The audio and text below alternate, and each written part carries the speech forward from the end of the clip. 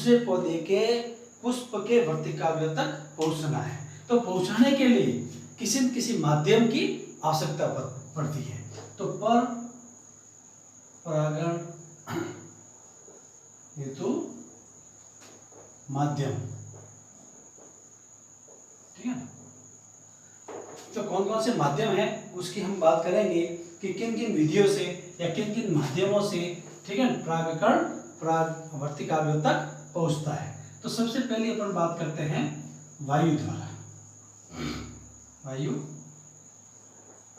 द्वारा तो आप दोनों को देखा होगा कि बहुत सारे पादपों के अंदर परागकण क्या करते हैं, परागकोश फटते हैं तो परागकण जो है हवा में उड़ते हैं और वो उड़ करके क्या करते हैं, दूसरे पौधे के पुष्प के वर्तिकाग्र तक पहुंचते हैं। तो एक पुष्प के, ठीक है, परागकण, जैसे ये पुष्प के क्या है, परागकण किसी अन्य पुष्प के वर्तिकाग्र तक किसके द्वारा जाता है, वायु द्वारा, हवा द्वारा जब जाते हैं तो इस प्रकार की परागण को अपन क्या कहते हैं, वायु द्वारा पर परागण। तो वायु द्वारा जो पर परागण होता है उस परागकणों के अंदर क्या होती है, कुछ विशेषताएं होती है। ये जो परागकण होते हैं, परागकण यानी वायु द्वारा जिसके अंदर परागण की क्रिया होती है उसके परागकण जो होते हैं वो क्या होते हैं, छोटे होते हैं, छोटे व चिकने, छोटे चिकने और कैसे होंगे, शुष्क, छोटे चिकने और शुष्क, सूखे होंगे और हल्के होंगे, जो वायु के अंदर क्या होंगे, आसानी से उड़ सके। और इनका उत्पादन यानी परागकणों का, परागकणों का, ठीक है, उत्पादन अधिक संख्या में होगा, क्योंकि हवा में क्या है, परागकण उड़ेंगे तो क्या जरूरत तो नहीं है कि सब परागकण सीधे पुष्प के ऊपर ही पहुंच जाए। तो वातावरण के अंदर क्या होगा, कई परागकण जो है वो वर्तिकाग्र तक नहीं पहुंच पाते हैं, इसलिए उनको अधिक से अधिक परागकण का क्या करना पड़ता है, निर्माण करना पड़ता है, तब जाकर के क्या होता है, वो वहां तक पहुंच पाता है। और इस वायु परागकण के अंदर जो वर्तिका होती है उस वर्तिका के अंदर भी क्या होती है, कुछ आकार में इस तरह से परिवर्तन होता है कि वो परागकणों को क्या कर सके, आसानी से ग्रहण कर सके। जैसे अपन घास की बात करें, घास पौधों के अंदर जो वर्तिका होती है वो कैसी होती है, अपन बात करते हैं पक्षमाभी। घास में जो होती है वो पक्षमाभी, ठीक है ना, वर्तिकाग्र। और अपन बात करते हैं टाइफा पादप के अंदर, तो टाइफा में कैसी होती है, ब्रुश नुमा वर्तिकाग्र। और इस प्रकार से और बहुत सारे पौधों में जो है अलग अलग इस तरह से आकृति ग्रहण कर लेती है, जिससे कि वो आराम से क्या कर सकते हैं, परागकणों को ग्रहण कर सके। तो ये तो था वायु द्वारा परागण। दूसरा होता है जल द्वारा परागण। किसके द्वारा, यानी कि बहुत सारे ऐसे जलीय पादप होते हैं जिसके अंदर परागण की जो क्रिया होती है वो किसके द्वारा होती है, जल द्वारा। यानी कि पौधा जो है वो अपने परागकणों को जल में छोड़ देता है और जल के अंदर तैरते हुए एक स्थान से क्या करता है, दूसरे स्थान पर जाते हैं। तो जहां पर भी वर्तिका उसको आती है वहां पर उसके पर पहुंच जाते हैं और वो परागण की क्रिया हो जाती है। तो दूसरा कौन सा है, जल द्वारा,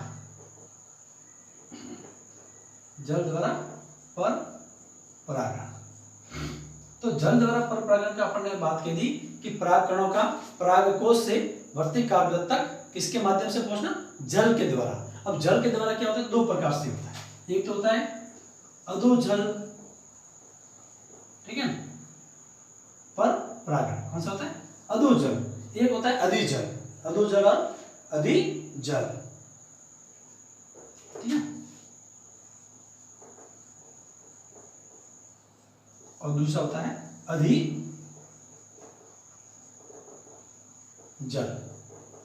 पर परागण।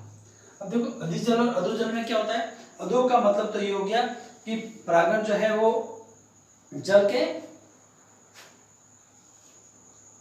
अंदर, जैसे बहुत सारे ऐसे पादप होते हैं, आपने देखा होगा, जैसे हाइड्रा है वगैरह है, ठीक है, ऐसे पादप होते हैं जिसमें पौधा क्या होता है, जल के अंदर डूबा हुआ होता है। जैसे ये पादप है, ठीक है, ये पादप ये है, ठीक है, इसके अंदर ये मान लीजिए परागकण है, ठीक है, और ये हो गया इसका मादा पुष्प।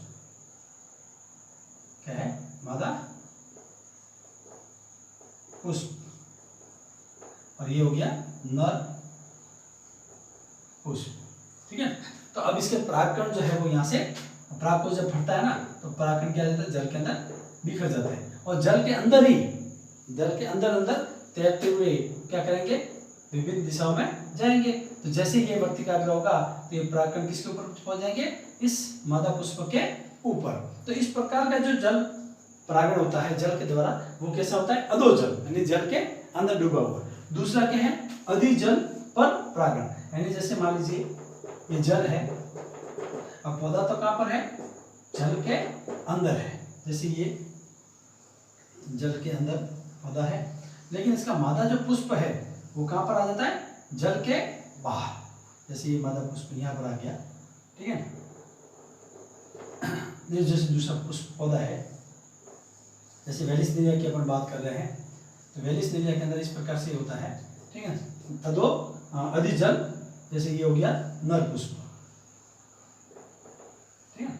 अब जैसे ये परागकोश परिपक्व होगा, ठीक है, तो परागकण यहाँ से बाहर निकल जाएंगे और जल तैरते हुए कहाँ जाएंगे, जल की सतह पर। तो ये तो हो गया नर पुष्प, और ये क्या है, मादा पुष्प। तो ये तैरते हुए कहां पर आ जाएंगे, इस मादा तक हो जाएंगे। तो यहाँ पर क्या हो जाएगी, परागण की क्रिया हो जाएगी। तो जल द्वारा परागण कितने प्रकार से होता है, दो, एक तो अधोजल और एक होता है अधिजल। अब अपन आगे की बात करते हैं, जल के बाद में आता है कीट परागण। तो देखिए,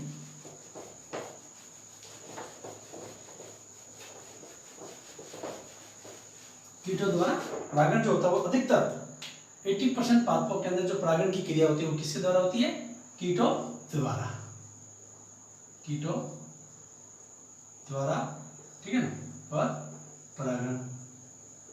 तो कीट क्या करते हैं, अपने भोजन के लिए, यानी मकरंद को चूसने के लिए, मकरंद को ग्रहण करने के लिए वो एक पुष्प के दूसरे पुष्प के ऊपर क्या करते हैं, भ्रमण करते हैं। तो जब वो एक पुष्प से दूसरे पुष्प के ऊपर भ्रमण करेंगे तो उसके जो परागकण है उसके शरीर के ऊपर क्या हो जाएंगे, चिपक जाएंगे, और वो जब एक पुष्प से दूसरे पुष्प में जाएंगे तो वो पुष्प परागकण जो है वो एक पुष्प से दूसरे पुष्प के वर्तिकाग्र तक पहुंच जाते हैं। तो इस तरह से ये कीटों द्वारा जो परागकण क्या करते हैं, एक पुष्प से दूसरे पुष्प के ऊपर जब पहुंचते हैं तो उसको हम क्या कहते हैं, कीटों द्वारा पर परागण। अब कीटों द्वारा जब पुष्प को परागण की क्रिया करनी होती है तो उसके लिए क्या होता है, कुछ अनुकूलन होता है, यानी कि पुष्प के अंदर क्या होता है, एक तो मकरंद उत्पन्न होता है, एक पुष्प कीटों को अपनी ओर आकर्षित करने के लिए वो पुष्प जो है वो क्या हो जाता है, रंग बिरंगे होते हैं, जिससे कि कीट उसकी ओर क्या करें, आकर्षित हो जाते हैं। तो कीटों द्वारा परागण जब होता है तो उसको क्या कहेंगे अपन, कीटों द्वारा पर परागण।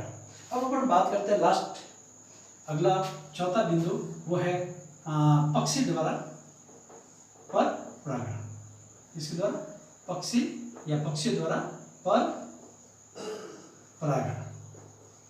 पक्षी द्वारा पर परागण की अपन बात कर रहे हैं तो आप लोगों ने देखा होगा कि बहुत सारी ऐसी चिड़िया होती है, पक्षी होते हैं जो परागकणों को खाने के लिए, मकरंद को खाने के लिए वो क्या करते हैं, अपने एक पुष्प के पौधे से पुष्प से दूसरे पुष्प के ऊपर क्या करते हैं, वो भ्रमण करती है। तो जो उसके परागकण होता है उसकी चोंच पर चिपक जाते हैं, और जब वो दूसरे पुष्प के ऊपर जाकर के परागकणों को खाने के लिए करता है तो वो परागकण जो है वो दूसरे पुष्प के वर्तिकाग्र पर पहुंच जाते हैं। तो ये चिड़िया द्वारा, पक्षियों के द्वारा जब परागण की क्रिया होती है तो वो होता है पक्षी द्वारा परागण।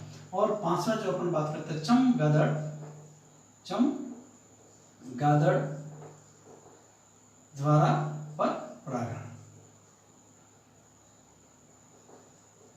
तो आप लोगों ने देखा होगा बहुत समय, चमगादड़ भी जानते होंगे, स्तनधारी उड़ता हुआ प्राणी है जो रात्रि के समय क्या करते हैं, एक पौधे से दूसरे पौधे के ऊपर वो अपने परागकणों को या फल खाने के लिए क्या करते हैं, जाते हैं। तो ये जो क्या कहते हैं इसको, फ्रूट खाने वाले, फ्रूट बैट जिसको कहते हैं, फल खाने वाली होती है, ये क्या करते हैं रात के समय में वो एक पौधे से दूसरे पौधे के ऊपर क्या करते हैं भ्रमण करते हैं। तो उनके साथ में रात में खिलने वाले जो पुष्प होते हैं उनके परागकण जो है वो उसके शरीर पर चिपक जाते हैं और वो जब दूसरे पुष्प के ऊपर जाते हैं तो वो उसके वर्तिकाग्र तक पहुंचता है। और जो रात्रि में परागण की क्रिया जो होती है उन पुष्पों को रंग बिरंगे होने की आवश्यकता होती है, क्योंकि रात में वो जो दिखते नहीं है तो उनको किसी कीटों को या पक्षियों को या चमगादड़ को आकर्षित करने की जरूरत नहीं होती है। ठीक है, तो ये जो है अपन ने बात कही परागण की विधियां।